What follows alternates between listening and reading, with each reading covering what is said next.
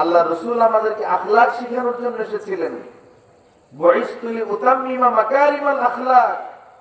আজকে আমার জবান দিয়ে মানুষ কষ্ট পায়, আমার আচরণ উচ্চারণে কষ্ট পায়। আমরা সিদ্ধান্ত নেই আমরা আখলাক ওয়ালা নবীর উম্মত, আমরা কাউরে কষ্ট দেব না। কি বাবাজিরা, একটা ঘটনা মনে পড়ে গেল, মুসলিম শরীফের ঘটনা। আল্লাহ রাসূল সাল্লাল্লাহু আলাইহি ওয়াসাল্লাম একবার মসজিদে ইতিকাফ করবেন।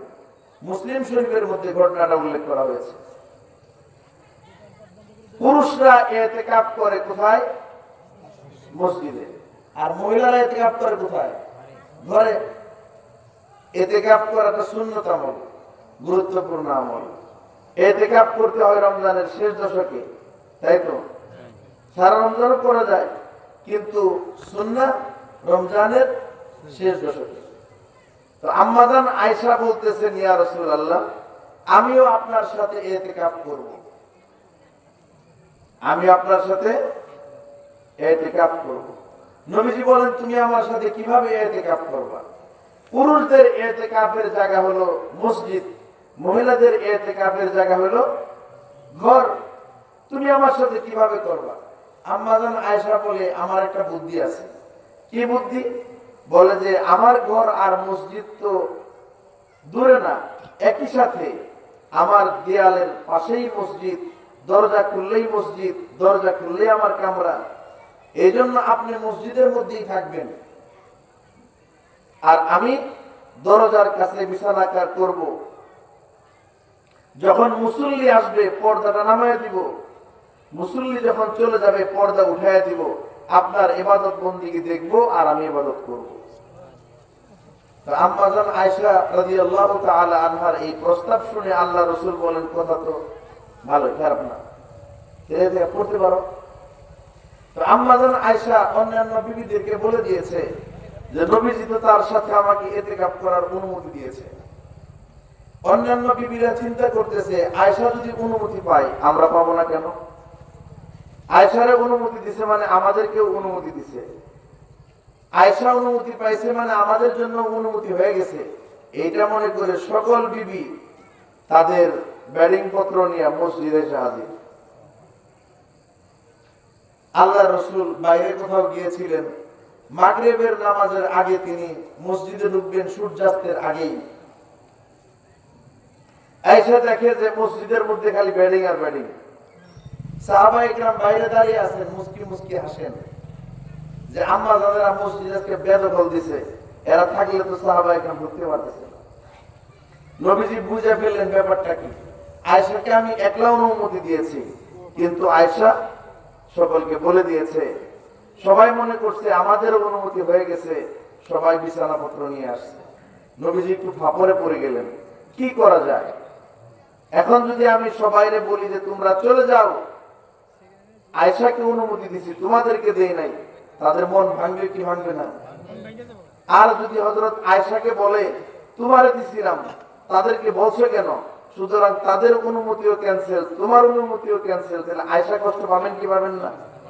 আল্লাহ রাসূল কাউকে কষ্ট দেওয়ার জন্য আসেন। আল্লাহ রাসূল চিন্তা করলেন, কারো মনে কষ্ট দেওয়া এটা একটা গুনার কাজ, কিন্তু ইতিকাফ তো সুন্নত আমল। ইতিকাফ কি আমল? তা আমি কাউকে কষ্ট দেব না, প্রয়োজনে সুন্নত আমল বর্জন করব। নবীজি সকলকে ডাক দিয়ে বললেন, দেখো আমি সিদ্ধান্ত নিয়েছি এই বছর ইতিকাফ করব না। বিবিরা সবাই বুঝলেন আল্লাহ রাসূল তিনি তো আল্লাহ পাকের পক্ষ থেকে প্রাপ্ত আদেশের ভিত্তিতে কাজ করেন। হয়তো আল্লাহ পাকের পক্ষ থেকে নতুন কোন নির্দেশনা এসেছে যার আলোকে তিনি এই বছর ইতিকাফ করবেন না। যার যার মতো বিছানাপত্র গুটাইয়া বাসায় চলে গেছেন। পরের বছর আল্লাহ রাসূল আগের বছরের ইতিকাফ সহ 20 দিন ইতিকাফ করেছেন, কোন স্ত্রীকে কষ্ট পাইতে দেন নাই। কি বলেন? এই জন্য রুচির মূল্যায়ন করা। আমরা চাই সবাই আমার রুচির মূল্যায়ন করুক, কিন্তু আমাদেরও যে অন্যের রুচির মূল্যায়ন করা উচিত এটা আমরা বুঝি না। কি বলেন? আমি চাই যে আমার পরিবারের সবাই কেন আমার রুচির মূল্যায়ন করে না, আমার মন কেন বুঝে না তারা, কিন্তু আমি যে তাদের মন বুঝি না এই খবর আমার নাই। আমি যে সূরা তেলাওয়াত করছি এই সূরার নাম হলো শামস। কি নাম? শামস মানে সূর্য, সূর্যের নামে সূরা। চন্দ্রের নামেও সূরা আছে, সূরাতুল কমর, চন্দ্রের নামেও সূরা আছে। ইকতারাবাতিস সাআতু ওয়ানশাক্কাল কমর। এই সূরার মধ্যে আল্লাহ পাক একটা গুরুত্বপূর্ণ কথা বলেছেন। ওই কথাটা বলার আগে 11টি শপথ করেছেন। কতটি? একত্রে এক জায়গায় এতগুলো শপথ আল্লাহ পাক আর কোথাও করেন নাই। একত্রে 11টি শপথ করে যেই কথাটি বললেন, ওই কথাটা কি কম দামি না বেশি দামি? কোথাও আল্লাহ পাক একটা শপথ করেছেন, কোথাও 2টা শপথ করেছেন, কোথাও 3টা করেছেন, কোথাও 5টা করেছেন, কিন্তু একত্রে এক জায়গায় 11টি শপথ আর কোথাও করেন। 11টি শপথ করে আল্লাহ পাক একটা গুরুত্বপূর্ণ কথা বলছেন। ওই কথাটাই আপনাদের সামনে আমি পেশ করতে চাই। আল্লাহ পাক কিভাবে শপথগুলো করেছেন সেগুলো আমরা শুনি। আল্লাহ বলেন ওয়াশ-শামসি ওয়া দুহাহা, সূর্যের শপথ, হ্যাঁ, এবং সূর্যের আলোর শপথ। দেখেন, আমরা যদি শপথ করি, মানুষ শপথ করে কেন? কোন কথাকে অনেক বেশি ওয়েটফুল, ওজনদার, গুরুত্বপূর্ণ, সবার কাছে গ্রহণযোগ্য করার জন্য মানুষ শপথ করে, ঠিক কি ঠিক না? বান্দার জন্য আল্লাহ ছাড়া কারো নামে শপথ করার অনুমতি নাই। বান্দার যদি কোনো কারণে প্রয়োজনে শপথ করা লাগে, কার নামে করবে? চিৎকার করে বলেন না, কার নামে করবে? আল্লাহর নামে করবে। মাছের নামে, গাছের নামে, কারো মাথা ছুঁয়ে, কোরআন ধইরা, চাঁদ সূর্যের কসম, এগুলো করা যাবে না। বান্দার যদি কোনো কারণে কসম করাই লাগে, কার নামে করবে? আল্লাহর নামে। কোনো কারণে কসম যদি ভঙ্গ হয়ে যায়, পূরণ করতে না পারে, 3টা রোজা রেখে কাফারা দিতে হবে। আশপাশের হক্কানি রব্বানি বিজ্ঞ আলেমদের কাছ থেকে মাসলা জেনে নেবেন। তো আল্লাহ পাক তিনিও চান, যেহেতু মানুষ কসম করলে কথাটাকে বেশি গুরুত্বপূর্ণ মনে করে, আমিও তাদেরকে কসম করে কথা বলতে চাই। এই জন্য কোন জায়গায় 2-3 কসম, কোন জায়গায় 4-5টা কসম, কোন জায়গায় একটা কসম করেছেন। আর এই জায়গায় আল্লাহ তাআলা একত্রে কসম করেছেন কতগুলো?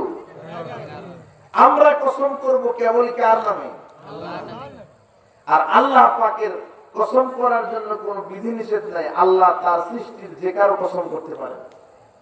এই জন্য আল্লাহ পাক কখনো কসম করেছেন সূর্যের, কখনো চন্দ্রের, কখনো তার রসুলের, কখনো তার রসুলের শহরের, কখনো তার রসুলের চেহারার, কখনো বা অন্য কিছুর আল্লাহ পাক কসম করেছেন। আল্লাহ বলেন ওয়াশ-শামসি ওয়া দুহাহা, সূর্যের শপথ, ওয়া দুহাহা, সূর্যের আলোর শপথ, ওয়াল কমারি ইযা তালাহা, চাঁদের কসম, চাঁদের শপথ করছি, যে চাঁদ সূর্যের পরেই উদিত হয়। ওয়ান নাহারি ইযা জাল্লাহা, না দিনের কসম, যখন দিনটা আলো উদ্ভাসিত হয়ে যায়। রাত্র দিন, চন্দ্র সূর্য আল্লাহ পাকের বিরাট বিরাট সৃষ্টি। মুমিন বান্দা যদি একটু লক্ষ্য করে, একটু খেয়াল করে, এই সৃষ্টির মধ্যেও আল্লাহ পাকের পরিচয় আছে না নাই? বরগে দরখতানে সবজ দর নজরে হুশিয়ার, হর ওয়ারকে দফতরে ইস্ত মারিফতে কিরদেগার। আল্লাহ পাকের সৃষ্টির বিন্দুতে বিন্দুতে আল্লাহ পাকের পরিচয় ছড়িয়ে ছিটিয়ে আছে। আমার প্রাণ প্রিয় শাইখ ও মুর্শিদ শাইখুল ইসলাম আল্লামা শাহ আহমদ শফি নব্বরাল্লাহু মারকাদাহু, তিনি বলতেন, মেসকু নাফা মে রাখা और भूकू फूल में, फूल को काटू में रखकर हिफ्ज़ का सामा किया, रखा गोहर को सदिफ में से मुजर को कान में, जब कभी बाहर निकाला दर बदर हैरा किया। एक को पीछा करल ने संग दिला तार ने, एक को जरगर ने लेकर नजर आतशता किया। हुस्न की हर एक अदा जब इस तरह मस्तूर है, हुस्न जन को तूने जालिम किस लिए और रिया किया। আল্লাহ পাক তার পরিচয় প্রকাশ করেন নাই, কিন্তু সৃষ্টির মধ্যে ছড়া ছিটিয়ে দিয়ে রাখছেন। এক আল্লাহ ওয়ালা বলেন, गुलिस्तां में जाकर हर एक गुल को देखा, तेरे ही से रंगत तेरे ही से बोका।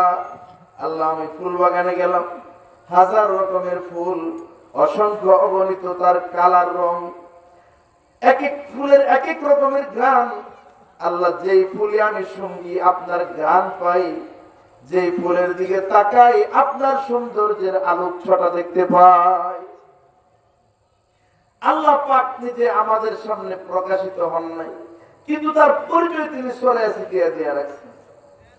চাঁদের মধ্যে আল্লাহ পাক একটা ক্যারিশমা রাখছেন, সূর্যের মধ্যে একটা ক্যারিশমা, নক্ষত্রের মধ্যে রাখছেন। এই যে আমরা যে উদ্ভিদ লাগাই, চারা বপন করি, করি কি করি না? ডক্টর আল্লামা ইকবাল বড় দারুণ বলেছেন, হ্যাঁ, আল্লাহু আকবার। কৃষক জমিনে ফসল ছিটে আসে, ফসল ছিটে আসলে এক একটা দানা এক এক রকম করে পড়ে যায়। কোন দানা কেট হয়ে পড়ে, চিত হয়ে পড়ে, খারাপ হয়ে পড়ে, উল্টে হয়ে পড়ে। আল্লাহ পাক ফেরেশতাদেরকে নির্দেশ দেন, এ আমার ফেরেশতারা, আমার বান্দা জমিনে বীজ ছিটে গেছে, আমার উপরে ভরসা করে জমিনে বীজ ছিটে গেছে, এই বীজগুলা ধরে ধরে খাড়া করে দে। पालता है बीच को मिट्टी की तारीकी में कौन दरियाओं की मौजू से उठाता है सहाब, कौन लाया खींच कर पश्चिम से बादे साजगार, मौसमों को किसने सिखलाई है खोए इनकलाब, किसने भर दी मोतियों से खोशाए गंदम की जीब, मौसमों को किसने सिखलाई है खोए इनकलाब, दे खुदाया ये जमीन मेरी नहीं तेरी नहीं, तेरे आबा की नहीं तेरी नहीं मेरी नहीं। ডক্টর আল্লামা ইকবাল বলেন, মাটির অন্ধকারে আমার ছিটে আসা বীজগুলোকে প্রতিপালন করেন কে? বলেন না, কে করেন? আল্লামা ইকবাল বলেন, জমিনের মাটির স্বভাব হইল সবগুলো খেয়ে মাটি বানায় দেয়, দেখি দেয় না। জমিনের স্বভাব হইল, মাটির স্বভাব হলো সবকিছুকে মাটি বানায় দেয়। আল্লাহ পাকের হুকুম যখন এসে গেছে, এই জমিনের সাধ্য নাই এই বীজটাকে মাটি বানায়, বরং সে মাটি না বানায় এই মাটি এই বীজটাকে প্রতিপালন করে অঙ্কুরোদ্গমন করে ডালপালা দিয়ে ছড়িয়ে একদম বিরাট বড় প্রকাণ্ড গাছ বানায় দেয়। ঠিক ঠিক না? আল্লাহ পাকের পরিচয়, রবের পরিচয় আছে না নাই? পালতা है बीज को मिट्टी की तारीकी में कौन दरियाओं की मौजू से उठाता है सहाब।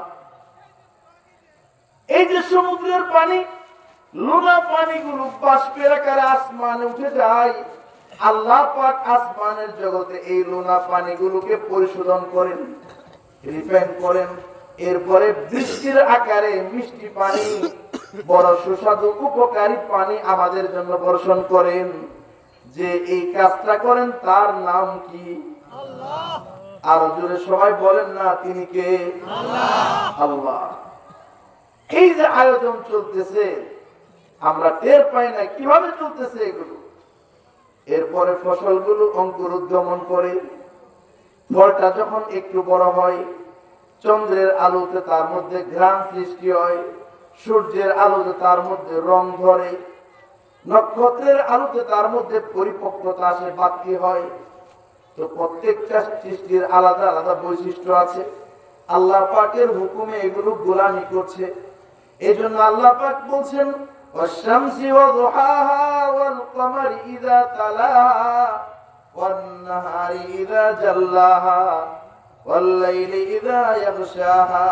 রাতের কসম, রাত যখন অন্ধকারাচ্ছন্ন হয়ে যায়, প্রিয় বন্ধুগণ আমার, কয়েক ঘন্টা আগেই তো দুনিয়াটা আলোক উদ্ভাসিত ছিল, কি বলেন? দৃষ্টি সীমার শেষ পর্যন্ত আমরা দেখতাম আল্লাহ পাকের কুদরত, আল্লাহ পাকের হুকুমে সারা দুনিয়াকে অন্ধকারের চাদর দিয়ে ঢেকে দিলেন কে? কয়েক ঘন্টা পরে অন্ধকারের চাদরকে অপসারণ করে দুনিয়াকে আলোকিত করে দিবেন কে? যিনি এই কাজটা করেন তাকে আল্লাহ বলে, কি বলে? একটু আগেই আলো ছিল, অল্প একটু জায়গা আপনারা আলোকিত করেছেন। কত ইলেকট্রিসিটি আছে না নাই? কত আয়োজন ইন্তজাম, আর তিনি তো সারা দুনিয়াকে আলোকিত করে দেন। সারা দুনিয়াকে আলোকিত করে দেন। এ জায়গায় আল্লাহর পরিচয় আছে না নাই? এই জন্য আল্লাহ পাকের কুদরত নিয়ে সৃষ্টি করতে চিন্তা করতে হবে। তাফাক্কারু ফি খালকিল্লাহ ওয়া লা তাফাক্কারু ফিল্লাহ। আল্লাহকে নিয়ে ভাবতে যাও না, কুল কিনারা পাইবে না। আল্লাহ সৃষ্টি নিয়ে চিন্তা করো, ভাবো, আল্লাহ পাকের পরিচয় পেয়ে যাবে।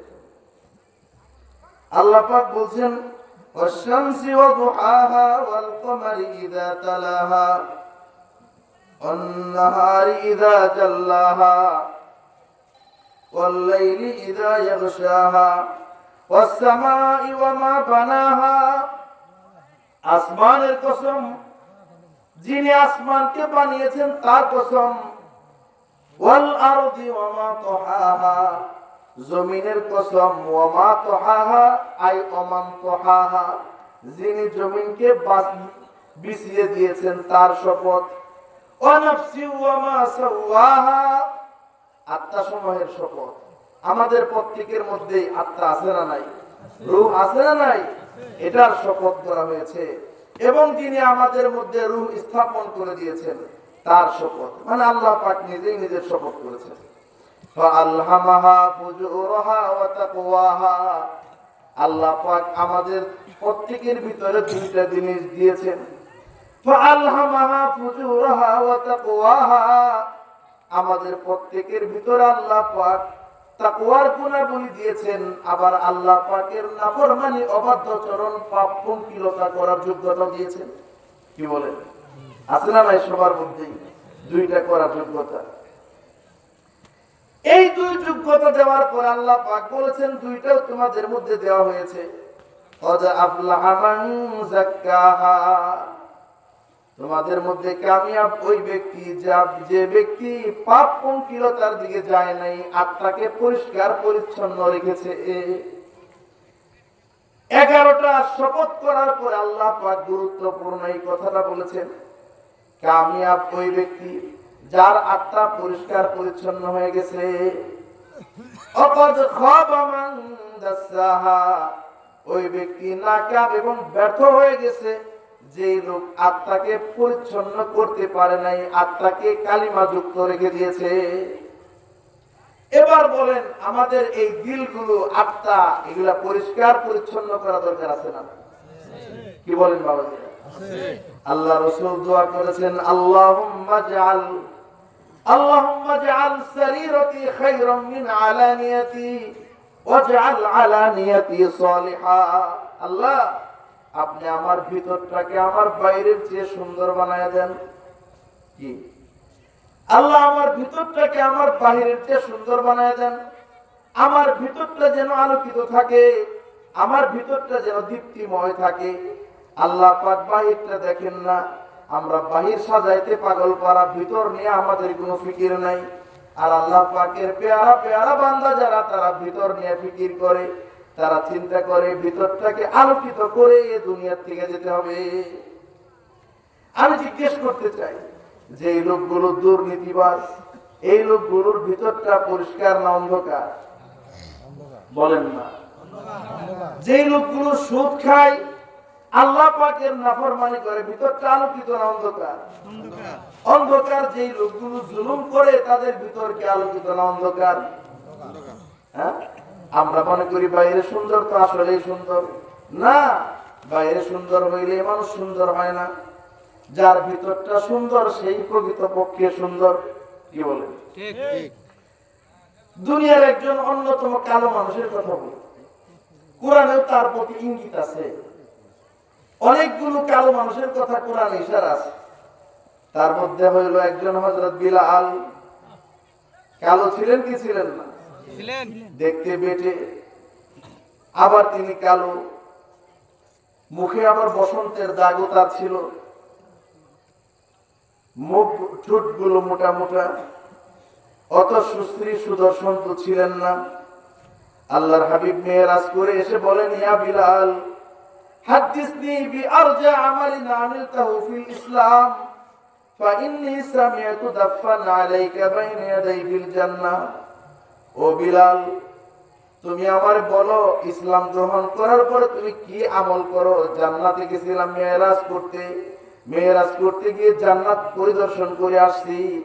জান্নাতে গিয়ে আমার আগে আগে তোমার পায়ের আওয়াজ শুনতে পাই। সুবহানাল্লাহ। কি আমল করো তুমি? হাদিসনি বিআরজা আমালিন আমিলতাহু ফিল ইসলাম। হযরত বিলাল তো কৃতদাস, হযরত বিলাল তো গোলাম, হযরত বিলাল তো বেটে মানুষ, কালো মানুষ, হযরত বিলাল তো পরদেশী, ইথিওপিয়া থেকে আসছিলেন।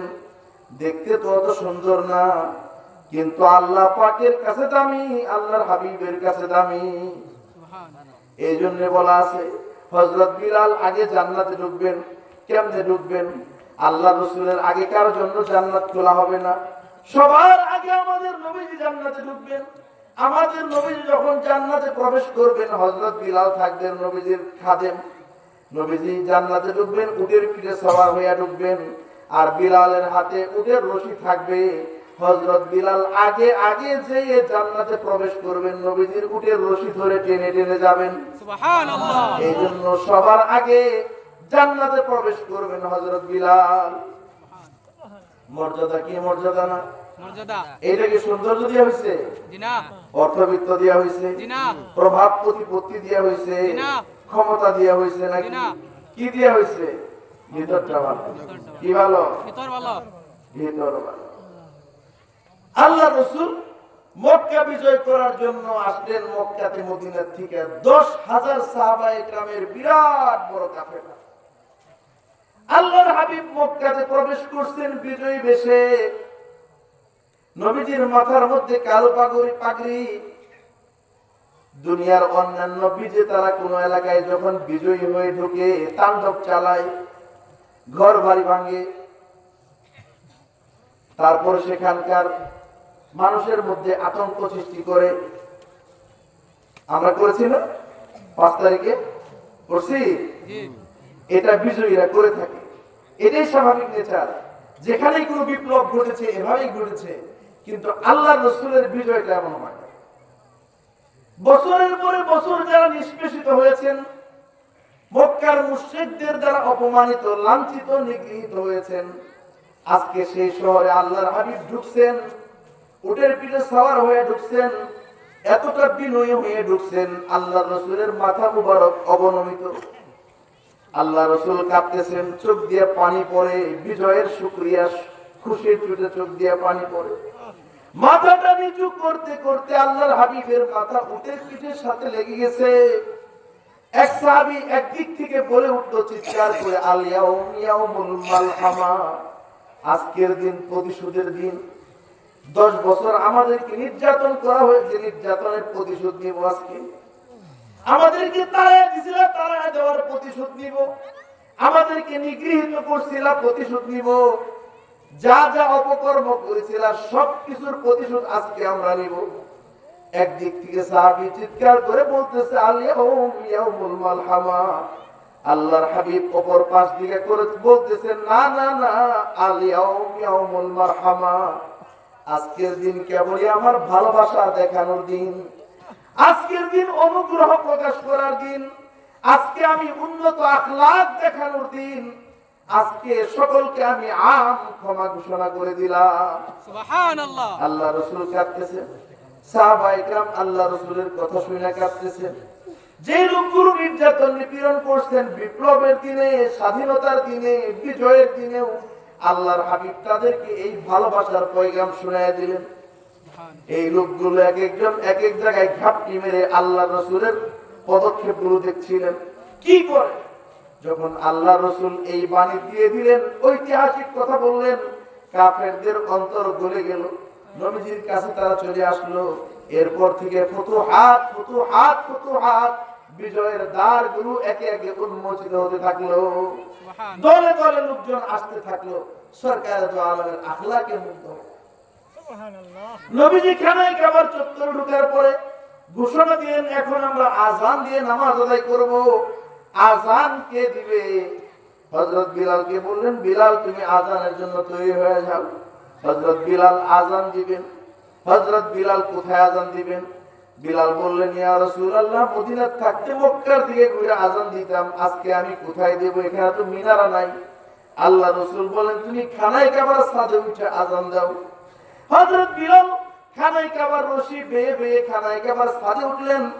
উঠে জিজ্ঞেস করলেন, ইয়া রাসূলুল্লাহ, মদিনায় থাকতে মক্কার দিকে ঘুরে আজান দিতাম, এখন তো আমি মক্কা শরীফের খানায় কাবার ছাদের উপরে আছি, এখন কোন দিকে ঘুরে আমি আজান দিব?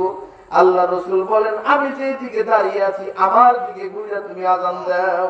সুবহানাল্লাহ। সারা দুনিয়ার কিবলা খানায় কাবা, খানায় কাবার কিবলা মুহাম্মাদুর রাসূলুল্লাহ সাল্লাল্লাহু আলাইহি ওয়াসাল্লাম। আজকের এই বিজয়ের ঐতিহাসিক দিনে হযরত বিলাল আজান দিবেন। আজকের এই বিজয়ের মহেন্দ্রক্ষণে হযরত বিলাল যখন খানায় কাবার ছাদে চড়ে আজান দিবেন, কতিপয় লোকের মনের মধ্যে খুঁতখুঁতানি, আজকের ঐতিহাসিক দিনের আজানটা কোন একজন কুরাইশ বংশের কেউ দিলে ভালো হইতো। আজকের এই ঐতিহাসিক দিনের আজানটা যদি একজন আজাদ স্বাধীন জন্মগত আজাদ স্বাধীন মানুষ দিলে ভালো হইতো। আজকের এই ঐতিহাসিক দিনের আজানটা একজন সুন্দর সুদর্শন মানুষ দিলে ভালো হইতো। আজকের ঐতিহাসিক দিনের আজানটা কোন শিক্ষিত জ্ঞানী কোন মানুষ দিলে ভালো হইতো। আল্লাহ রাসূল বিলালকে কেন নির্বাচন করলেন? এই কথা যখন তারা সমালোচনা করছে, আল্লাহ পাক কোরআনে কারীমের মধ্যে আয়াত নাযিল করছেন, সাবধান, তোমরা আমার বিলালের ব্যাপারে কথা বলবা না। আমার বিলাল কিন্তু আমার কাছেও প্রিয়, আমার হাবিবের কাছেও প্রিয়। আল্লাহ পাক হযরত বিলালের পক্ষে কোরআনে কারীমের আয়াত নাযিল করে দিলেন, ইয়া আইয়ুহান নাস, ইয়া আইয়ুহান নাস, ইন্না খালাকনাকুম মিন যাকারিন ওয়া উনসা ওয়াজআলনাকুম শুউবান ওয়া ক্বাবাইলা লিতাআরাফু ইন্না আকরামাকুম ইনদাল্লাহি আতকাকুম। আল্লাহ পাক সূরা হুজুরাতের একটা আয়াত, এ মানুষেরা সাবধান, তোমরা বিলালের ব্যাপারে সমালোচনা করবা না, তোমরা তোমাদের বংশীয় কৌলিন্য বংশীয় বিষয় নিয়ে গৌরব করবা না। আমার কাছে ওই লোকটাই প্রিয় যার দিলটা বড় ভালো, দিল যার পরিষ্কার সেই আমার কাছে প্রিয়। আমার বিলালের বংশ বুনিয়াদ উন্নত না থাকতে পারে, আমার বিলালের সৌন্দর্য এত না থাকতে পারে, কিন্তু বিলালের দিলটা আবাদ আলোকিত এবং দীপ্তিময়। বিলালের দিলটা আমি আল্লাহর কাছেও পছন্দের, আমার হাবিবের কাছেও পছন্দের। সুবহানাল্লাহ। এই জন্য প্রিয় বন্ধুগণ, দিলটার পরিচ্ছন্নতা দরকার। কোরআনে কারীমের মধ্যে আল্লাহ পাক এখানে এই কথাই বলেছেন, ক্বাদ আফলাহা মান যাক্কাহা, সফল তারা, কামিয়াব তারা যারা দিলটাকে পরিষ্কার পরিচ্ছন্ন করেছে। এই দিল পরিষ্কার পরিচ্ছন্ন হয় কিভাবে? কি বলে? হ্যাঁ, লোহার মধ্যে জং ধরে কি ধরে না? লোহা পরিষ্কার করার তো একটা সিস্টেম আছে। কাপড়ের মধ্যে ময়লা হয়, এই ময়লা পরিষ্কার করার তরিকা আছে। দিলের মধ্যেও ময়লা হয়, দিলটা পরিষ্কার করার একটা পন্থা পদ্ধতি আছে। কিভাবে দিলগুলো পরিষ্কার করব? আল্লাহর হাবিব কোরআন হাদিসে পাকের মধ্যে ইরশাদ করেছেন, সাহাবায়ে কেরাম বলছিলেন, ওমাজিরা ওহা ইয়া রাসূলুল্লাহ, দিল পরিষ্কার কেমনে করব? আল্লাহ রাসূল বলেছিলেন, দিল পরিষ্কার করার মাধ্যম হলো আল্লাহ পাকের জিকির। সুবহানাল্লাহ। দিল পরিষ্কার। প্রিয় বন্ধুগণ, আমরা সবাই সিদ্ধান্ত নিতে পারি কি আমাদের দিলগুলো সাফ করব? জি, করা যায়। তাইলে আমরা একটা সিদ্ধান্ত নিই, আমরা হারাম খাবো না, হারাম খাবো না, মরে যাব হারাম খাবো না। যে স্বাস্থ্য হারাম দিয়ে পরিপুষ্ট হবে তা জাহান্নামের খড়ি হবে। অনেকেই তো হারাম টাকা পয়সা কামাইছিল, আখিরাত তো দূরের কথা, আখিরাতের কথা পরেই বলি। কি বলেন? এই লোকগুলো যারা ব্যাংক ব্যালেন্স করছিল, অনেক সম্পদ কামাই করছিল, তারা এখন মনে মনে কয় এই টাকাগুলো যদি ব্যাংকে থেকে নাই হয়ে যেত, কি বলেন, কোন পীর যদি পাইতাম এক ফুয়ে টাকাগুলো উধাও করে দিব, কি বলেন, হারামে আরাম নাই, হারামে কি নাই, আরাম নাই। আপনারা বলে বেজার হইতেছেন, তাহলে কথা কর না, তাহলে আপনারা আমার সাথে কথা বললেন। আমরা এখানে কিছু নিতে এসেছি, কিছু না কিছু বাড়িতে নিয়ে যাবো ইনশাআল্লাহ। আমরা কেউ খালি হাতে ফিরবো না ইনশাআল্লাহ। ইনশাআল্লাহ। এই প্যান্ডেল সাজানো হয়েছে, আয়োজন করা হয়েছে, যুবক যারা আয়োজন করছে তাদেরকেও বলি তোমরা কিছু না কিছু নিয়ে যাওয়া। আজকের মাহফিল থেকে খালি হাতে আমরা ফিরব, আমরা কিছু প্রতিজ্ঞা করে যাব, জীবনে কষ্ট করে চলবো, মোটা খাবো, মোটা পড়বো, হারাম খাবো, হারাম খাবো। 10 টাকা দিয়ে জামা বানাইলাম, 9 টাকা তার হালাল, 1 টাকা হারাম। এই জামা পরে নামাজ পড়বো, নামাজ হবে না, দোয়া করব, মাথার উপরে দোয়া উঠবে না। বলেন, সুদ হারাম করেছেন কে? আল্লাহ। জুলুম হারাম করেছেন কে? আল্লাহ। আল্লাহর হাবিব বলেন আমার উম্মত সব করতে পারে, আমার উম্মত 3টা গুনাহ করতে পারে। 1 নম্বরে আমার উম্মত মিথ্যা বলতে পারে না, আমার উম্মত জুলুম করতে পারে না, আমার উম্মত ধোঁকা দিতে পারে। আজকে আমাদের সমাজ মিথ্যায় ডুবন্ত, জুলুমে আকণ্ঠ নিমজ্জিত, ধোঁকা প্রতারণার সমাজ চলতেছে। সেদিন গেছি এক জায়গায়, আমাদের একটা টাঙ্গাইলের প্রোগ্রামে, মধুপুর গেছে, এক আলেম বলতেছে হোটেল ব্যবসা আছে তার, মাদ্রাসার পাশাপাশি ভালো বড় সড়ো একটা হোটেল চালায়। বলে যে হুজুর রাত্রিবেলায় 10-12 জন করে আসে, আইসা খানা খায়, মন মতো খানা খায়, যাওয়ার সময় কয় যে বড় ভাইয়ের নাম লিখে রাখে, অথবা ফোন ধরায় দেয়, বড় ভাই বলে যে আমার লোক পরে দেবনি, হুজুর এই পরে আর আসে না, ব্যবসা আর চালাইতে পারতেছি না, ব্যবসা বন্ধ করে ছাড়া উপায় নেই। আরেক লোক বলে দোকান বন্ধ করে রাত্রে শুয়ে থাকি, শাটারে রাত্রিবেলায় বাইরাই, 3টার সময় সিগারেট দে, এইটা দে, ওইটা দে, ঘুম থেকে উঠতে দেরি করলে বলে যে দোকানে কিন্তু আগুন লাগাই দিলাম।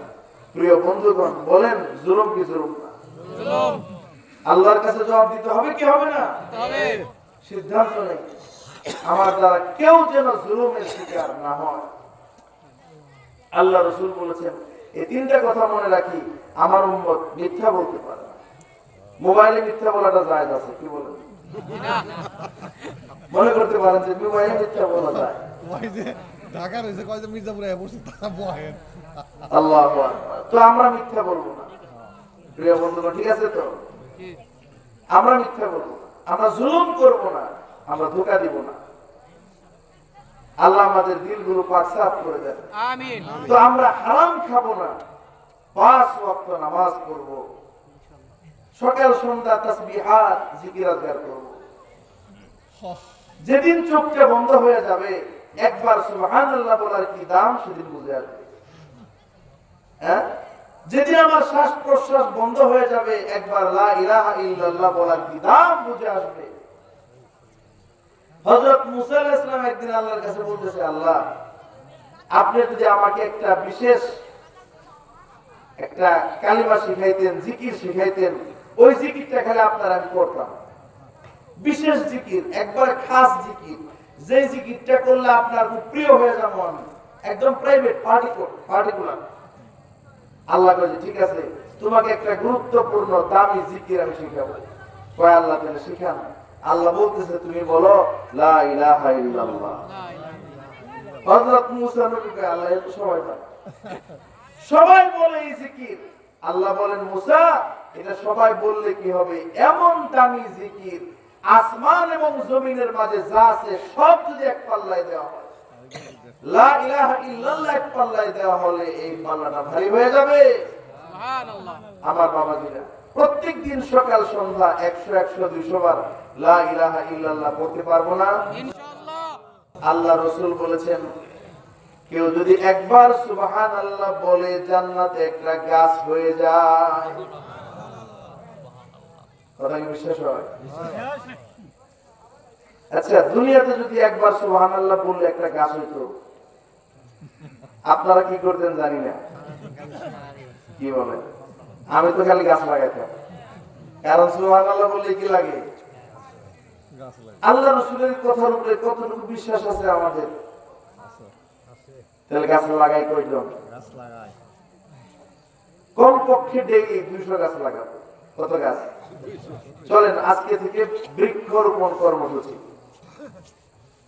এই শেখের চালান জান্নাতে, বৃক্ষরোপণ কর্মসূচি শেখের চালানো জান্নাতে, জান্নাতে। কয়টা করে? 200। আল্লাহ রাসূল বলেন কমপক্ষে 200 গাছ লাগাও। জান্নাতে গাছ লাগাইতে সুবিধা, দুনিয়াতে গাছ লাগাইতে আর জায়গায় পাওয়া যায় না। গাছ লাগাবেন কেন? সে জায়গায় লাগাবেন। হ্যাঁ, একটা হাদিস শোনাই। আল্লাহ রাসূল বলেন, এই ইমানদার, তুমি যে ঈমান আনছো এই জন্য তোমাকে জান্নাতে একটা জায়গা বরাদ্দ দেওয়া হয়েছে। সুবহানাল্লাহ সবাই কইলো না? আপনারা খুশি হন না, তাই না? আপনাদের জায়গা শুধুমাত্র কোনাবাড়ি জায়গা হলে খুশি। আমার বাড়ির পাশেই দেওঘাটাতে সব লোক খালি কোনাবাড়ি জায়গা। জান্নাতে যে আপনার আমার জায়গা আছে আমরা খুশি হইতে পারি না। জান্নাতে যে জায়গা আছে এটা জানি না আমরা। আল্লাহ রাসূলের পরিষ্কার হাদিস, তুমি ঈমান আনছো এই জন্য জান্নাতে তোমাকে একটা জায়গা বরাদ্দ দেওয়া হলো। ওখানে নেম প্লেটে আপনার আমার নাম লেখা আছে। এই জন্য জান্নাতে আমাদের একটা জায়গা আছে। কেউ যদি জিজ্ঞেস করে জায়গার জমি কই কই করছো, আপনি বলবেন যে শেখের চালা, হাটভাঙ্গের রুটে, কোনাবাড়ি, আর কোথায়? জান্নাতে। জান্নাতে এটা বাদ দেওয়া যাবে না। জান্নাতে একটা জায়গা আছে, এটা বলতে হবে। বলবেন তো? তাহলে একবার সুবহানাল্লাহ বলতে গাছ লাগবে, কার জায়গা লাগবে? আরে আপনার জায়গায় লাগবে। আল্লাহ তো আপনারা দিয়ে দিয়েছে। একবার সুবহানাল্লাহ বললে জান্নাতে গাছ লাগে, ওটা কার জায়গায় লাগবে? আমার জায়গায় গাছ লাগবে। আল্লাহ রাসূল আরেক হাদিসে বলেন, যে ব্যক্তি 10 বার সূরা ইখলাস পড়বে জান্নাতে তাকে একটা বাড়ি দেওয়া হবে। আমরা চাইলে প্রত্যেকদিন জান্নাতে কয়টা করে বাড়ি করতে পারি? বহু। অন্তত ডেইলি একটা করে বাড়ি জান্নাতে করব। 10 বার সূরা ইখলাস পড়লে জান্নাতে একটা বাড়ি না শুধু প্রাসাদ দেওয়া হবে। দুনিয়াতে যদি একটা ইট দেওয়া হতো, 10 বার সূরা ইখলাস পড়লে কি দেওয়া হয়? একটা ইট দেয়। খোলার মালিক একটা করে ইট দেয়, তাহলে কি করতাম বলেন? আল্লাহর রাসূলের হাদিসের উপর আমাদের বিশ্বাস আস্থা পরিপূর্ণ করতে হবে, পাকাপোক্ত করতে হবে। সাহাবায়ে কেরাম বিশ্বাস করতেন আগামীকাল পূর্ব দিগন্তে সূর্য ওঠা যেমন সত্য, আল্লাহর হাবিবের কথা তার চেয়ে 1000 গুণ বেশি সত্য। এই জন্য জান্নাতে প্রত্যেকদিন একটা করে কি করব? বাড়ি করব।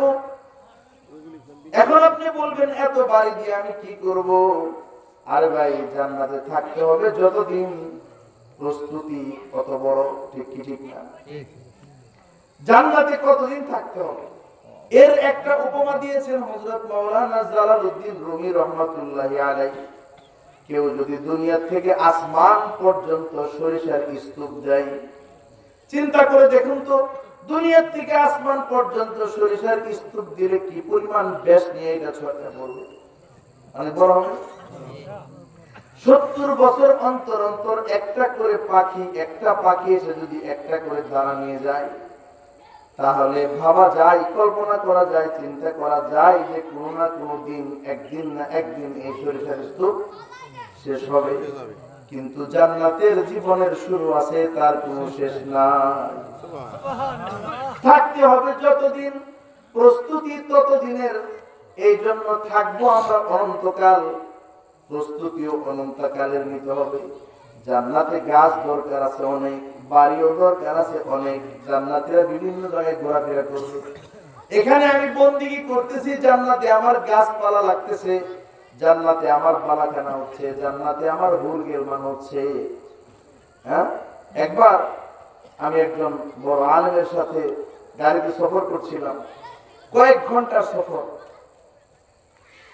হুজুরকে দেখলাম শুধুমাত্র সূরা ইখলাস পড়তেছে, বিসমিল্লাহির রহমানির রহিম, কুল হুয়াল্লাহু আহাদ, আল্লাহুস সামাদ, লাম ইয়ালিদ ওয়া লাম ইউলাদ ওয়া লাম ইয়াকুল লাহু কুফুয়ান আহাদ কয়েক হাজার বার পড়ে ফেলেছে।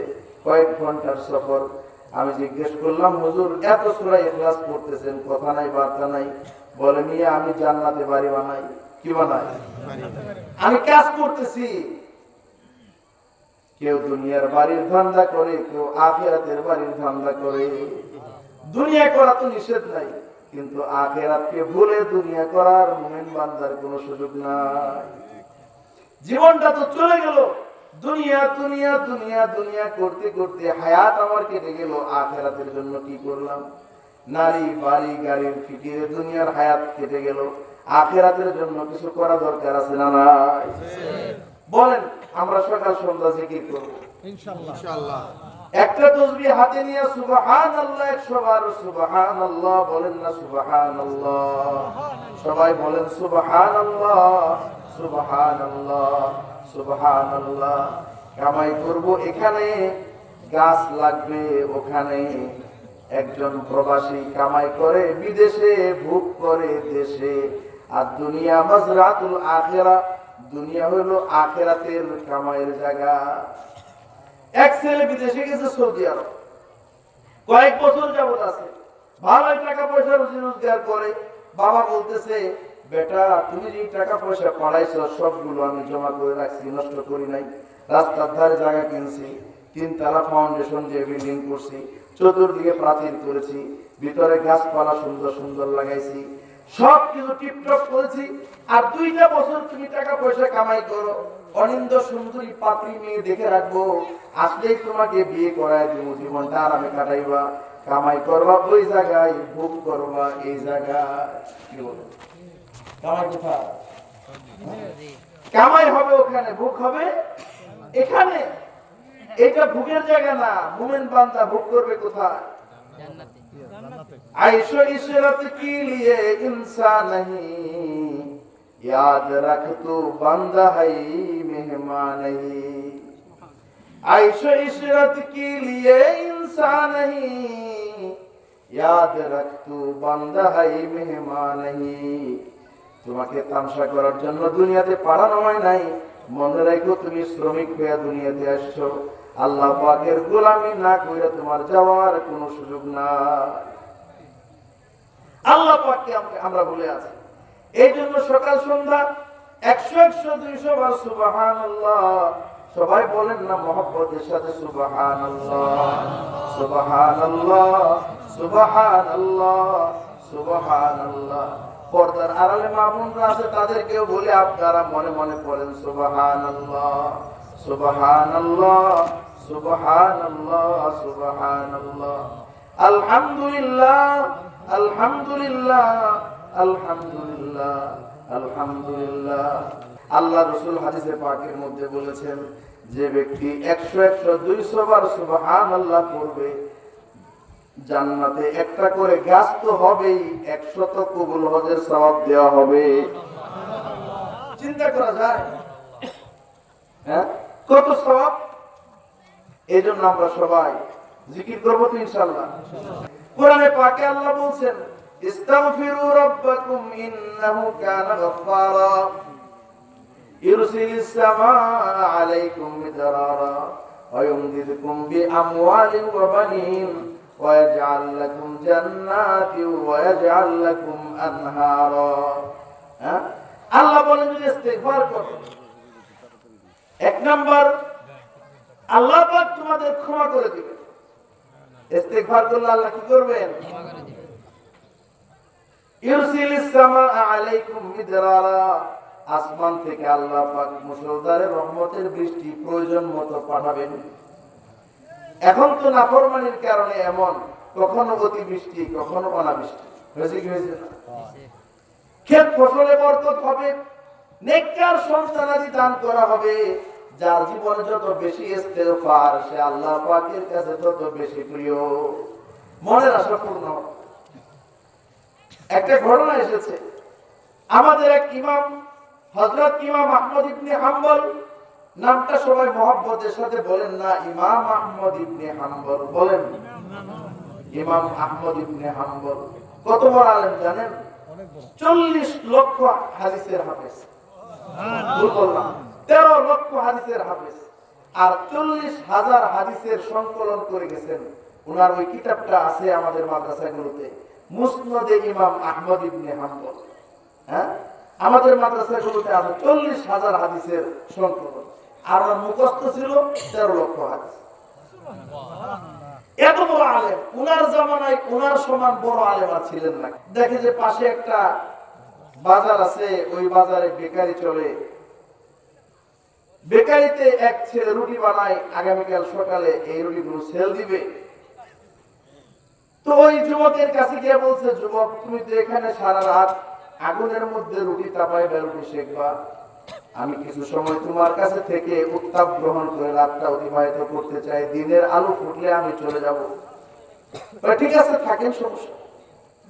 ইমাম আহমদ ইবনে হাম্বল ওখানে দাঁড়াইলেন, রাতটা কোন মতে পাড়ি দিলেন। জগৎ বিখ্যাত আলেম, দুনিয়া কাঁপানো আলেম, 13 লক্ষ হাদিসের হাফেজ, 40,000 হাদিসের সংকলন, যার দুনিয়ার সমস্ত আলেমরা যার ছাত্র। এত বড় একজন মানুষ, কিন্তু যুবক তারে চিনে না। তো হযরত ইমাম আহমদ ইবনে হাম্বল দেখেন এই যুবক রুটি বানায়, রুটি শেখে, আর শুধু মুখে বলে আস্তাগফিরুল্লাহ, আস্তাগফিরুল্লাহ, আস্তাগফিরুল্লাহ, আস্তাগফিরুল্লাহ, এগুলা বলে। আহমদ ইবনে হাম্বল অবাক হয়ে জিজ্ঞেস করলেন, যুবক তুমি কি কও? বলে যে আমি ইস্তেগফার করি। হ্যাঁ, এত পড়ো কেন? জি হুজুর এতই পড়ি, এটা আমার ভালো লাগে। এই এত বেশি বেশি ইস্তেগফার করে তুমি কি পাইছো? আমার জীবনের যতগুলো আশা ইচ্ছা ছিল, কোন নেক আশা আল্লাহ পাক অপূর্ণ রাখেন না। সমস্ত নেক ইচ্ছা আল্লাহ পাক করে দিয়েছেন, পূর্ণ করে দিয়েছেন। তবে আমার জীবনে একটা নেক ইচ্ছা, নেক আশা এখনো পূরণ হয় নাই, আশা করি সেইটাও পূরণ হবে। ও যুবক, সেই নেক ইচ্ছাটা তোমার কি? বলে যে আমার সেই নেক ইচ্ছা হইলো বর্তমান জামানার শ্রেষ্ঠ ইমাম ইমাম আহমদ ইবনে হাম্বলকে মরার আগে জানি দেখতে পারি। আল্লাহর কাছে বলছি, আল্লাহ আমাকে আহমদ ইবনে হাম্বলের সুহবত সান্নিধ্য না দিয়ে আমারে নিয়েন না।